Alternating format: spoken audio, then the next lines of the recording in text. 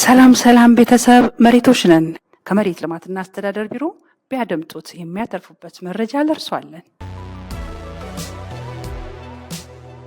የመሬት ሊዝ ጨረታ ከሌሎች ግብይቶች በምን የሚለይ ይመስሎታል?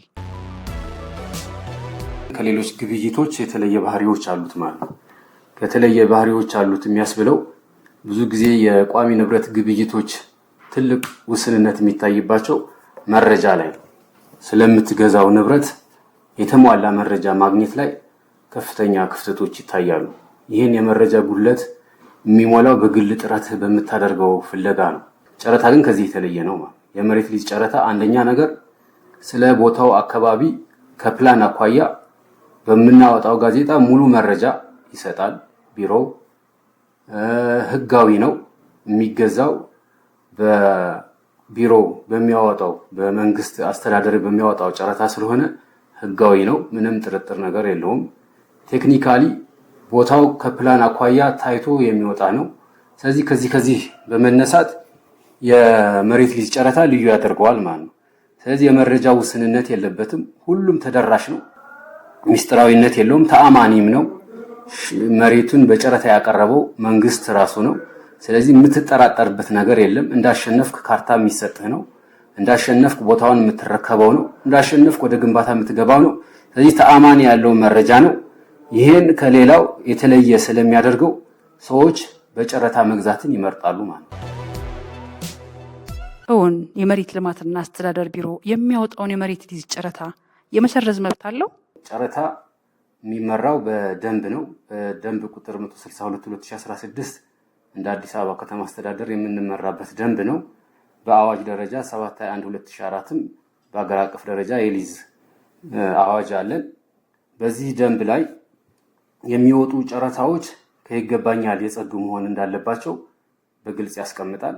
እኛም ጨረታ የምናወጣቸው ከይገባኛል የጸዱ ቦታዎች፣ ከፕላን ተቃርኖ የጸዱ ቦታዎች ናቸው። ነገር ግን በሂደት ከጨረታው ጋዜጣ ካወጣን በኋላ በሚያጋጥሙ ችግሮች የሚሰረዙበት አግባብ አለ። እነዚህ የሚሰረዙት መነሻ ነገሩ ምንድነው? ቢሮ ጨረታ ሲያወጣ በከፊልም በሆነ በሙሉ የመሰረዝ መብት አለው ብለን የምንገልጽበት አንደኛው ነገር በደንብ ላይ ስልጣን ስለተሰጠን እዚህ ላይ የሚያጋጥም ችግሮች ሊኖሩ ስለሚችሉ ጨረታ ከወጣ በኋላ ያንን በዚህ ደንቡ በተቀመጠው አግባብ በከፊል የምንሰርዛቸው ቦታዎች ያጋጥማሉ ማለት ነው። በከፊል የሚሰረዙበት አግባብ አንደኛ የከተማ አስተዳደሩ በዛ አካባቢ ላይ ለተሻለ ልማት በህዝብ ጥቅም የሚውል የተሻለ ልማት ከመጣ ቅድሚያ የብዙሃንን መጥቀም ስላለብህ ለብዙሃን ጥቅም በሚመልክ የሚዘጋጁ ቦታዎች ላይ ካጋጠመ በከፊል የመሰረዝ እድሎች ይኖራሉ ማለት። ሁለተኛ ነገር በዛ ቦታ ላይ የይገባኛል ጥያቄዎች ሊያጋጥሙ ይችላሉ። የፍርድ ቤት እግዶች ሊመጡ ይችላሉ። ስለዚህ እግድ ካመጣበት የህግ የበላይነት ስላለ ማስቆም እኛም ጨረታውን የግድ መሰረዝ እንገደዳለን ማለት። ስለዚህ እንደዚህ አይነት ነገር ሲኖሩ ጨረታውን በከፊል የመሰረዝ መብታችን ተጠቅመን እንሰርዛለን።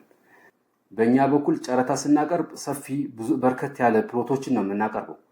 ስለዚህ አንድ ተጫራች የሚወዳደረው በአንድ ሰነድ አንድ ቦታ ላይ ነው የሚወዳደረው።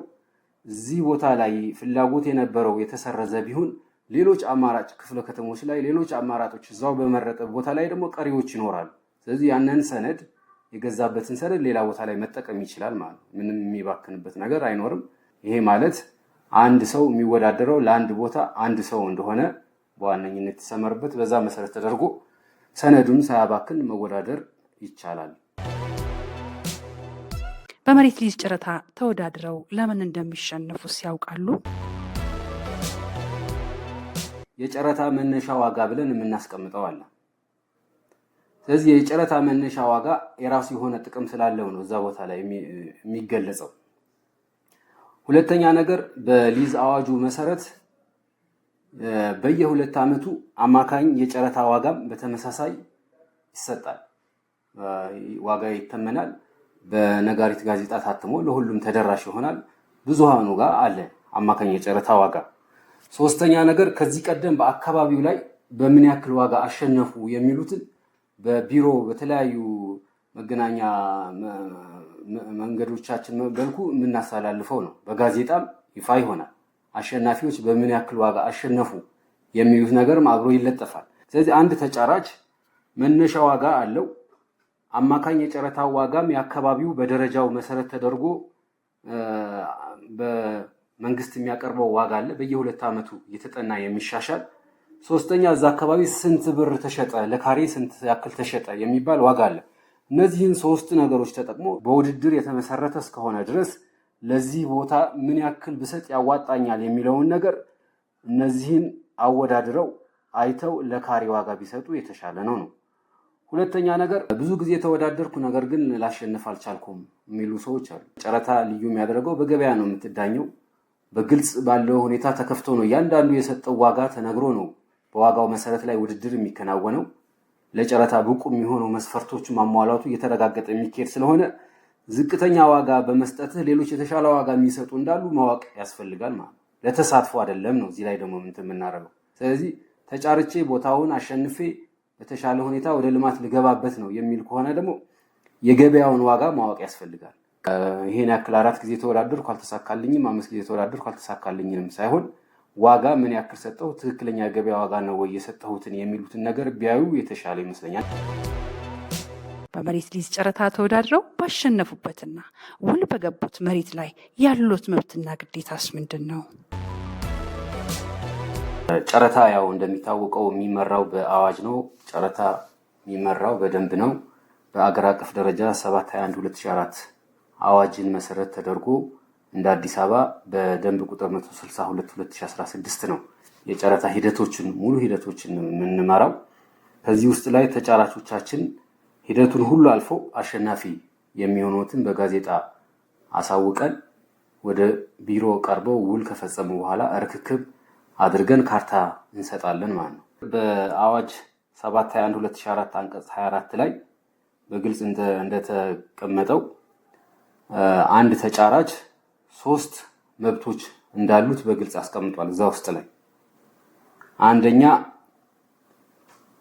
በሊዝ መብቱ ዋስትና ማስያዝ እንደሚችል፣ ሁለተኛ የሊዝ መብቱን በካፒታል አስተዋጽኦነት መጠቀም እንደሚችል፣ ሶስተኛ በሊዝ መብቱ ማስተላለፍ እንደሚችል። እነዚህ 3 ነገሮች አሉ። እነዚህን እናብራራቸዋለን ማለት ነው።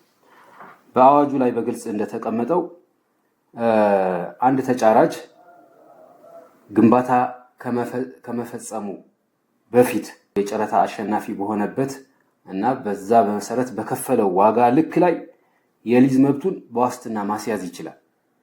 ይሄ በዋስትና ማስያዝ ማለት ምንድነው? ቦታውን ከባንኮች ጋራ ተሳስሮ በብድር ወስዶ የመገንባት እንዲችል የመገንባት እድል እንዲያገኝ የሚያበረታታ ነው አንዱ ይሄ ማለት ነው።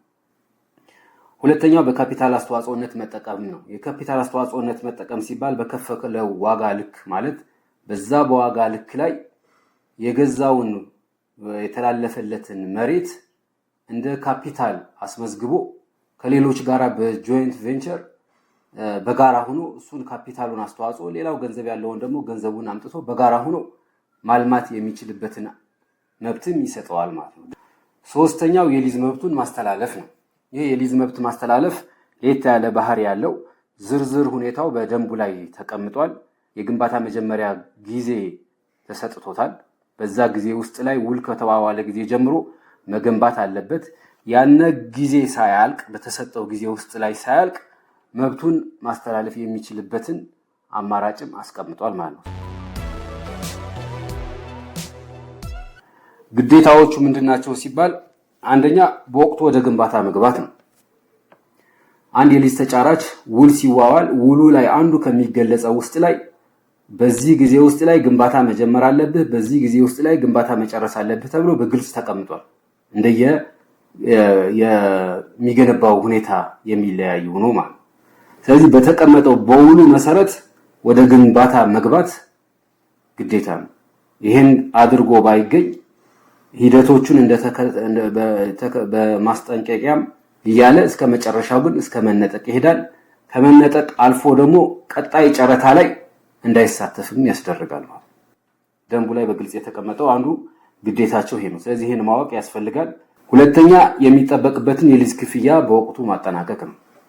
የሊዝ ጨረታ በዋነኝነት የሚከፈል ቅድመ ሁኔታ አለ። እንደ ተጫራቹ ሁኔታ ይወሰናል። 100% ለሚዘጋ ከፍሎ ለሚወጣ ይሄን ነገር ማወራውም አይመለከተውም። ነገር ግን ከ40% በላይ 50%፣ 60% ከፍሎ ቀሪው ደግሞ ባሉት 5 ዓመታት ውስጥ ላይ እንዲከፍል ውሉ ላይ ይገለጽለታል፣ ያሸነፈው በዛ መልክ ከሆነ። ስለዚህ በዚህ በመክፈያ ወር ዓመቶች ውስጥ ላይ በወቅቱ መጥቶ የሊዝ ግዴታውን መወጣት መክፈል ይጠበቅበታል ማለት ነው። ይሄን የሊዝ ክፍያውን ማለት ካላጠናቀቀ ቅድም እንደተባባልነው ልክ የግንባታ ክትትል እንደምናደርገው ሁሉ የገቢ ክትትልም አንዱ ራሱ ችሎ አለ። ስለዚህ የገቢ ክትትሉ ላይ በወቅቱ ባለመገንባቱ የሚፈጠርበትን የውዝፍ ኢንተረስቱ ጋር ወለድ ጋር ተጨምሮ ክፍያ ማስከፈል ውስጥ ይመጣል። ከዛ አልፎም ከሄደም ያሉ ንብረቶችን ወይ የሰፈሩ ንብረቶችን ሽጦ የዚህ የሊዝ ዕዳውን ወደ መክፈል ውስጥ ላይ ይገባል ማለት ነው። ስለዚህ ይሄ ስላለ በወቅቱ የሊዝ ክፍያው መክፈል ይጠበቅበታል። ይሄ ሂደቶችን ተከትሎ ካልተጠናቀቀ ይሄም እስከ መቀማት እስከ መሰረዝ ያስኬዳል። ቀጣይም ከጨረታ ውጭ እንዳይሳተፍ ሌሎች ተጫራት በመሬት በሚያወጣው ጨረታ ላይ እንዳይሳተፍ ይደረጋል። ስለዚህ በወቅቱ መክፈል ወሳኝነት አለው ነው።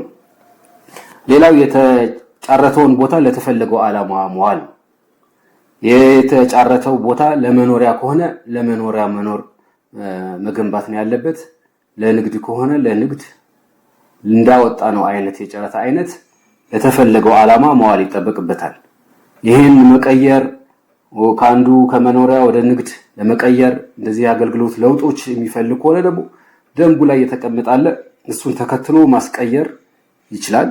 ነገር ግን በራሱ ጊዜ ከውል ውጭ የመቀየር ሂደት ውስጥ ላይ የሚገባ ከሆነ ይሄን ቅጣት አለው።